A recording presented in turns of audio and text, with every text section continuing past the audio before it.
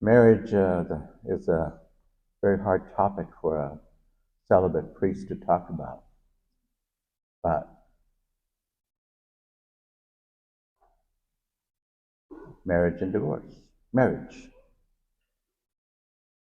You know, when we look at the scriptures here, we're looking at it, as I've said before, with Western eyes.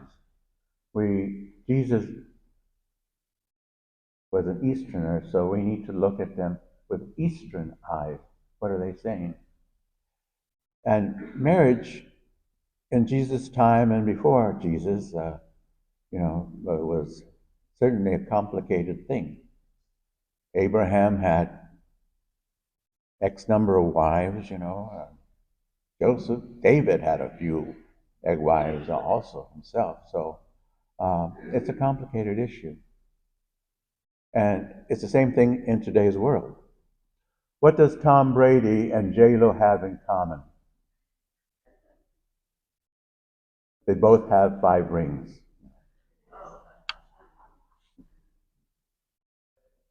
Tom from the Super Bowl championship, J-Lo from all the ways she's tried to find love.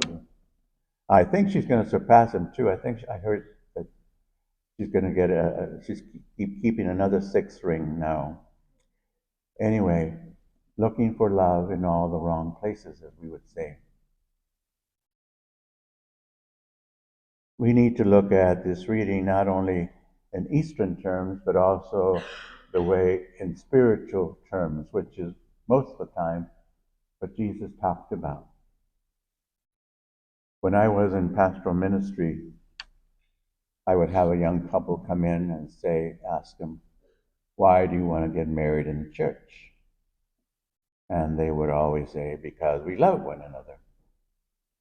Now, that's fine and good. I'm glad that you love one another. But for that purpose, you can be married in a farm, in a stadium. You can be married any place, really. On a cruise. Lots of people do that these days. There's very few marriages performed in Christian Catholic churches these days.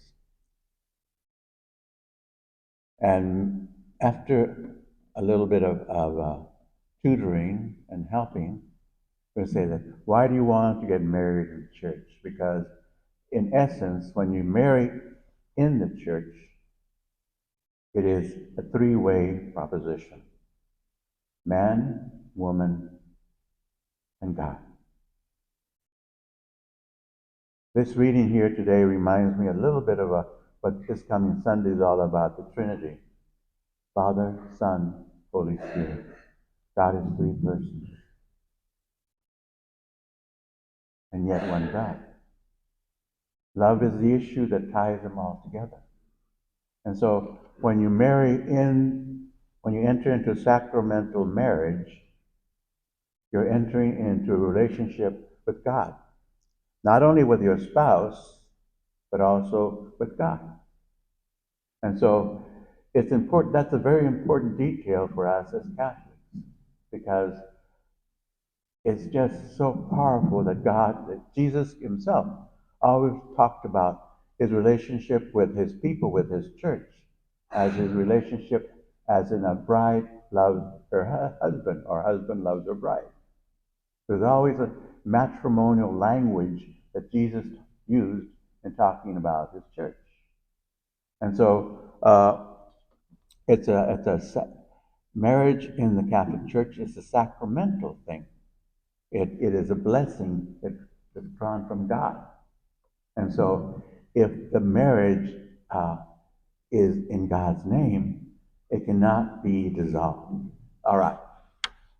It happens often, things happen. We're young, ready to love one another and have children, and 25 years later we moved apart. And maybe he developed an alcoholic addiction or a drug addiction, or maybe she did, or maybe there's abuse in the marriage, and things happen. Things happen, but they shouldn't have. They shouldn't. It's kind of simplistically put. But when you have God involved in your marriage, there's always a decision maker in there. You know, the old 60s, I think it was, what would Jesus do? It's here. You say, honey, I want to go fishing. Dear, I wish you'd stay with me this Memorial Day weekend. Let's find out. What is God? What is God? What does God want us to do? I can assure you that He always will come up with a right decision because God is love.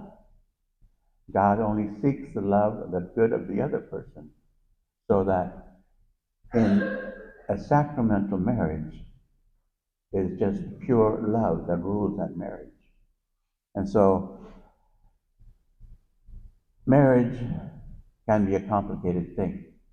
It also can be a very simple thing. If a couple love one another in Jesus Christ. And that makes the difference. In the name of the Father, and of the Son, and of the Holy Spirit.